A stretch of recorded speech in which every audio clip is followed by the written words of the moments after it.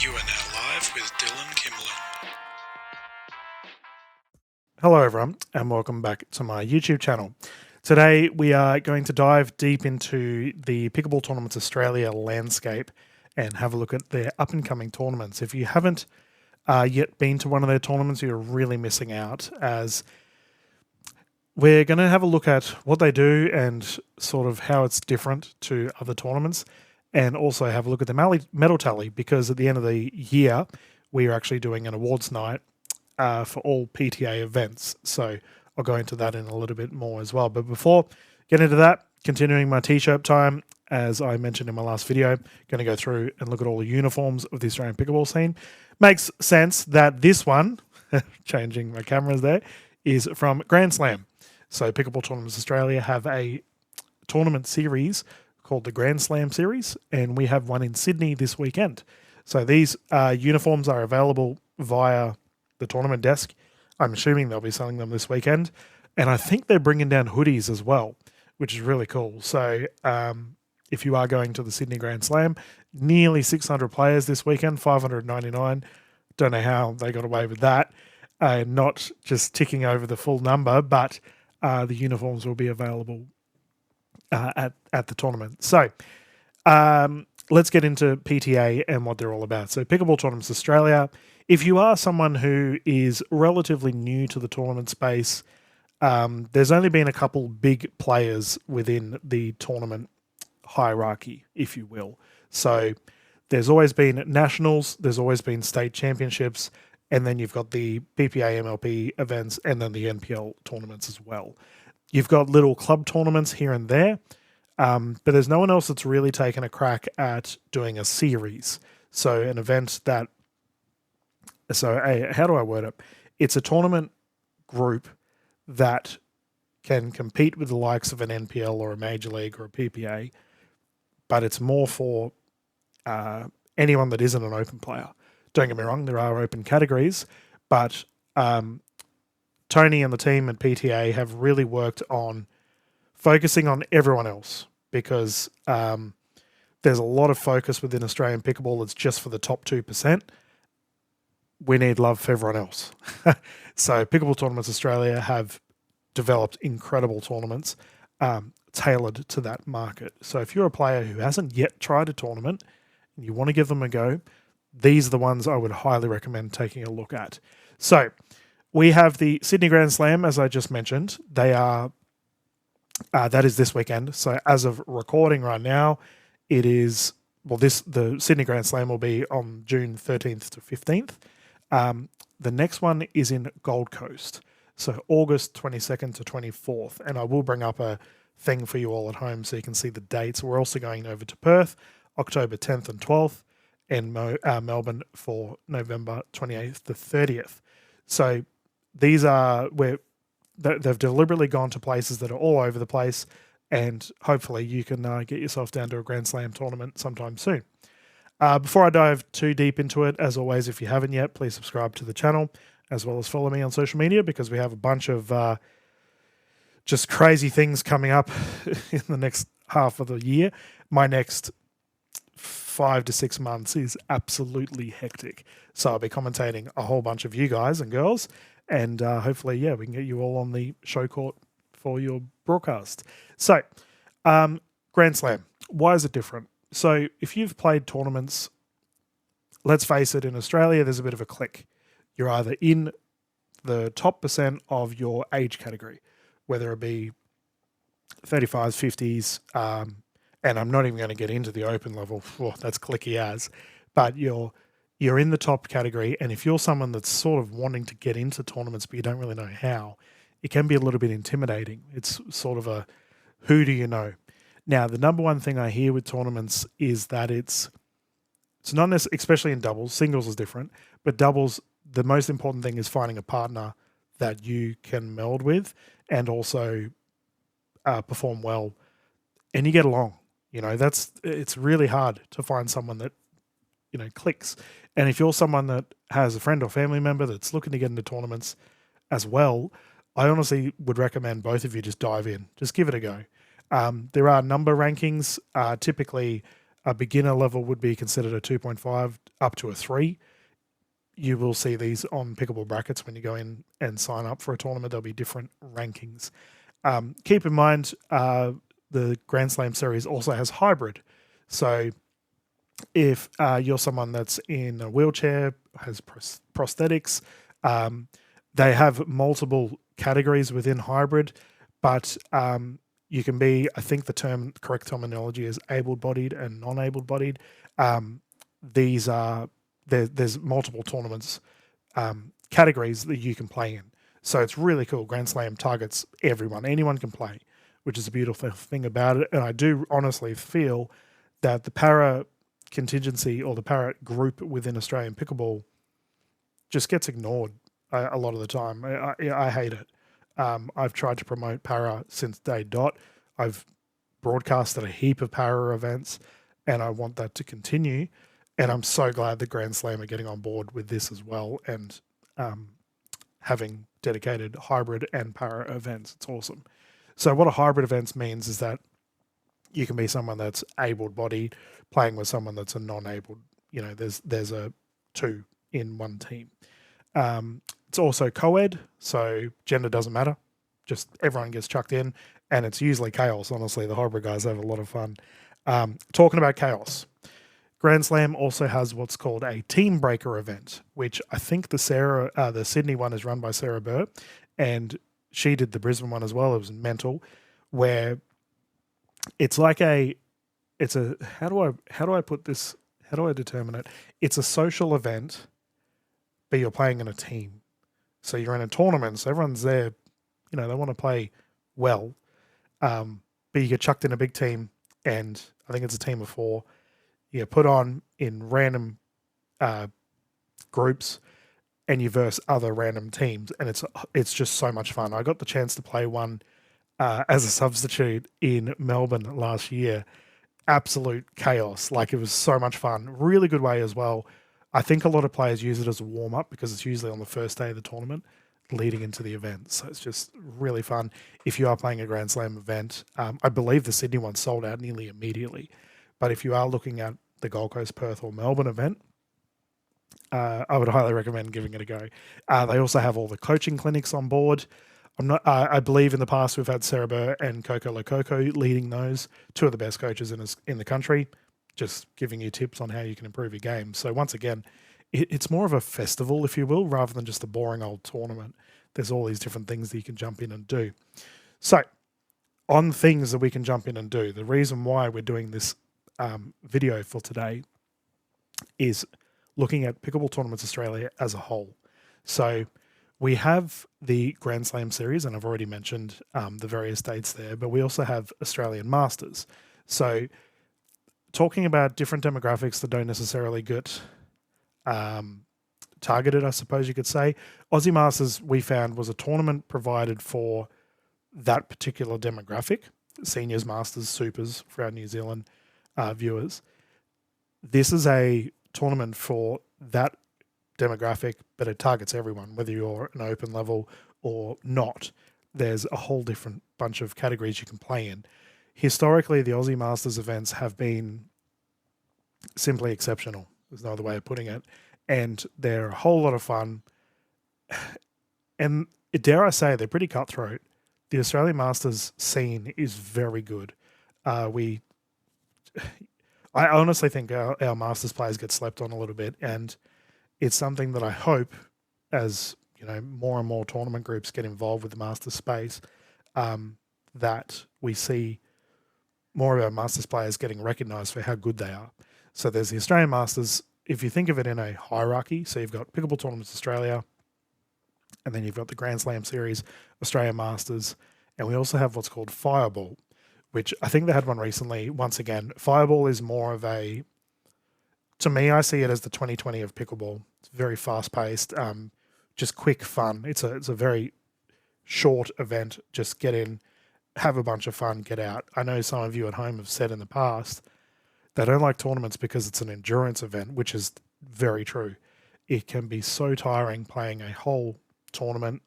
You know, you do the trifecta of singles, gendered and mixed, and you're wrecked. Fireball aims to remove that. So you get in, play a tournament, and you still have time on the weekend to do whatever you want to do. It's a great idea. Another good little focus point of Fireball. And this is the beauty of what Pickleball Tournaments Australia are doing. They're providing all of these little differences within tournaments to see what you're looking for, what tailors to you as an individual or you as a family, playing group, whatever you may be. I've been working with Pickleball Tournaments Australia for quite a while now, and we've come to the decision to have an awards night at the end of the year, which is super exciting. And the main reason for this is someone who's an OG. I've been around in pickleball for a long time now. We just don't have any awards. Like last year, who was the number one player in Australia? Who was the number one coach? Who was the number one referee? So on and so forth. We don't have any accolades. Now, you could say there are the Australian rankings where there are, official rankings for it, but still there's no award for the number one player. Honestly, what's the point of having the highest rated duper or AR if you don't get anything? It's just a bragging right, which is a bit, to me, we need more. So PTA, we've come together to do what we can. Now, keep in mind, we're not Pickleball Australia, and Pickleball Tournaments Australia can only do so much within their grasp. So they've come up with a decision to all of the tournaments that fall under Pickleball Tournaments Australia, so the ones I just mentioned, and they're also doing a couple more different ones throughout the year. If you win a medal within those tournaments, you go into the tally, which is really cool. So if you haven't got one yet, don't stress. There's plenty more tournaments to come. But at the end of the year, we will start advertising it quite soon. End of the year, we'll all come together in a big event, and I think there's a tournament on around the same time, and just do a massive awards night, just to sort of give thank you to everyone, which is really exciting. So once again, Pickleball Tournaments Australia just providing something a bit different and giving recognition to you, the players, which is what we're all about. So on that note, I'm going to talk about the PTA medal tally. So that we have from our event in Brisbane. So we had the Brisbane Grand Slam, and I will showcase footage of various events while I'm waffling on here. Long story short, the Brisbane Grand Slam was really fun, and that's the key word that we want with our Grand Slam events is it's fun. So don't get me wrong, if you want to play seriously, go out and play seriously. But it's not like you're not going to lose friends over these tournaments. It's a fun tournament that you can go out and try your best in. And that's the beautiful thing about it. We've made so many friends from these tournaments where it's just people want to play hard, but play with, they want to make mates at the same time. So for the mixed doubles thus far, we're going to do a running medal tally as we go along. Keep in mind, this medal tally will grow after Sydney Grand Slam. Now, the Australian Masters events, I haven't got the results yet. They're still just finalising various things. But they would count towards this current medal tally that I'm reading. But right now, I'm just reading the Brisbane Grand Slam tally, and this will grow throughout the year. So, for mixed doubles, Molly O'Donoghue, Louis Laville took the gold. Awesome to see those guys over here. Our international friends coming back and dominating. Anita Smith, Sam Gibbs taking the silver. Donatoni from South America and Sumi Rajpal taking the bronze. Now, Sumi is listed multiple times on this tally. I don't know if he's aware of it, but he would be up there now on our medal tally. The local legend from Shaw Park getting it done for Brisbane Pickleball Club. And a big shout out to those guys. Obviously, we had a lot of BPC members coming to the Brisbane Grand Slam. It was super exciting. And it's something that I love to see at tournaments is local club representation. And I hope we see that for the Sydney Grand Slam this weekend. Wear your club uniforms. I'd love to see them all on the broadcast. Men's singles, Louis Laville took the gold, Simon Pilt with the silver, and Lockie Donnelly with the bronze. Super good to see Lockie in there. Up-and-coming superstar from the juniors. making his way up. He played really well in the men's doubles, which we will get into. For the men's skinnies, Louis Laville took the gold, so he got a triple crown. Do we consider it a full triple crown if skinny singles is involved? I'll let you decide that at home. I guess you could get a quad crown if Louis played men's doubles, which he didn't. Jose Delgado took the silver and Simon Pilt the bronze. Now, men's doubles, Jose Delgado and Lockie Donnelly took the gold. I thought these two played really well as a team. And I actually said to Lockie later on, like, mate, I'd love to see you guys team up again. Jose is incredible. Very good player and definitely one to watch in years to come. I'd be very surprised if he doesn't get drafted for one of the high-end teams soon because he's very solid. Jake Wine and Sumi Rajpal took the silver for the men's doubles. Now, talking about people that should be drafted, Jake is definitely in that conversation, and I'd be very surprised if he's not a regular going forward. I know he was drafted in teams in the past, but for whatever reason, didn't happen this time frame. But I imagine he'll be back in there very quickly. Simon Pilt, Piers Kwan taking the bronze. Simon got 3 medals this weekend. None of them are gold. So to Simon, that weekend would be considered a failure. Women's doubles saw one of the craziest gold medals I've covered in quite a while with the funny combination of Ina Heather and Heather Hompton taking the gold. Congratulations to those ladies. They were up against Remy Marek and Jeanette Ward, and that was a very close match throughout it all. I've got some footage up there for you all at home. Applegate and McMillan taking the bronze. Women's singles, Deb Rossi took down Antonio Solomon and Penny Moran with the bronze. I think I saw Penny playing in Sydney as well, so she'll be back looking to get some more medals on the board. For the women's skinnies, Kate Applegate, once again, she probably has to be the best skinny singles player in Australia. I know George Popescu would probably argue with me on that, but George, mate, I haven't seen you play skinnies in a while, so I think Kate dominates in skinnies. Anita Smith is there with the silver and Narine Alu with the bronze. Now, the hybrids, I mentioned it already, that it's a really fun group. Now, these players, this was just awesome to watch across the board. So we had Matt Hansen and Shannon Bird taking the gold. Shannon managed to get into the commentary booth on that weekend, and it was a lot of fun. Massive shout out to Suze Connors, who was in the tournament desk, did an incredible job, and she teamed up with Taylor Smith, the legend himself. Ben Dobrowski teamed up with Thomas Enslin to take the bronze. Really good to see Ben back in tournaments. I know he had a major injury recently, and he's back in the thick of it, so it was really positive. But this was just from one tournament, so all of these results will come together. And the Sydney Grand Slam, if there's any of these players, they'll take the lead. So let's say I mentioned Donnelly and Delgado as a team. If they play in Sydney and win, they go first on the medal tally. You get the gist. It's like an Olympic medal tally, easiest way to put it. And the idea being that at the end of the year, we're going to have all these different people from different types of tournaments coming together in a big celebration to celebrate what a wonderful year of pickleball. It's a good thing. And hopefully we see more of you guys in tournaments to come. It's really cool to see. Now, on that note, with the final portion of the year, you can catch all of the broadcasts for these events. Now, I really want to bring up the Perth event. It's really cool to be popping over to Perth. I do think WA hasn't had too much. I know they had a PPA event and they do have the WA champs, but as someone that comes from the territory, I understand. Like, you guys just don't get much love. So I'm really excited that we're going over to Perth and able to play there.